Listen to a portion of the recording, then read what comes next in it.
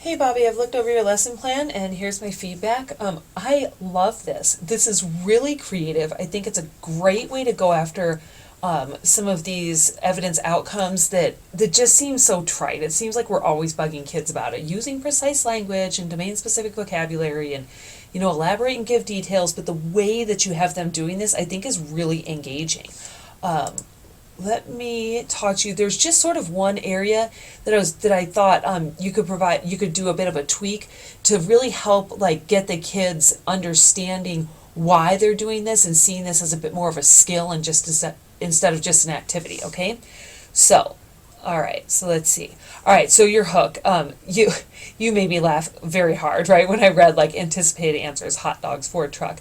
That's perfect. Great. So you have the kids jot down a whole bunch of ideas. You really get them engaged in this thought, and you're getting their voices in the classroom. And then right in here, you say today you're going to be writing expository informational texts that are going to be going to students in Russia that are learning English. Students want to learn about America, so your main objective in your writing is to convey a very American food, car, store, etc. So when you have that kind of a why driving your lesson plan, it's extremely activity specific. That this thing that we are doing and what I'm asking you to do is helpful for this one lesson plan at period, right? Now, you and I both know there's much larger piece going on behind this, that these are skills that are transferable elsewhere. But I don't know that the typical eighth grader is going to see it that way. And so I wonder if, even if not right here, because I think that set of direct instructions, pardon me, is good. And that you talk to them about concrete definitions, quotations, and detailed explanations, what those things are, where we include them.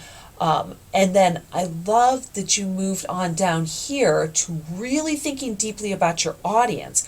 Because if you say, fine, biscuits and gravy originated from the South, people from Russia may not understand that down south in America is different from the West Coast, for example. We need to make sure we explain these things. Is it going to happen right in here where you do this kind of an explanation, or would it happen more down here in the conclusion area where you talk to the students about the skill of being able to define and explain information to people and how useful that is elsewhere? Think about if you had this kind of a writing assessment on the tail end, for example, of like a civil rights unit, right? You've just been looking at Martin Luther King's "I Have a Dream" speech, right? That speech in and of itself really has a lot of elements of definition and information in it, right? I have this dream, I'm going to explain it to you, I'm going to explain it to you in such a way that you can see it, feel it, and want it, right?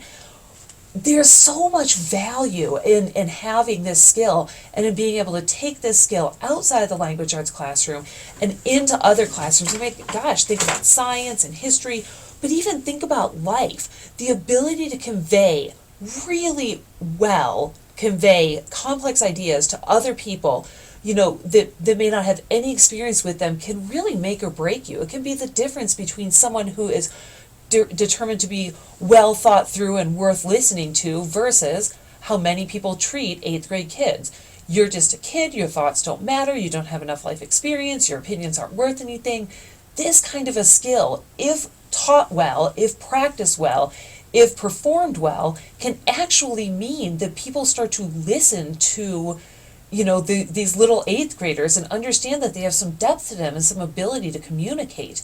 So think about working that kind of a message in to some place in your lesson plan, whether it's with that audience adaptation, whether it's a closure piece, maybe it's even a second day piece, but it really drives that home for kids, and it can turn into the kind of lesson plan that has a lot of really deep meaning for them, and hopefully, right, so the thinking goes, really kind of eliminate some of your classroom management problems because the kids understand this is a life skill that they're working on. So think about working that in, but other than that piece, Bobby, I think that this lesson plan is great. I think it's engaging, and I love the way that you laid it out for the kids. Nice job.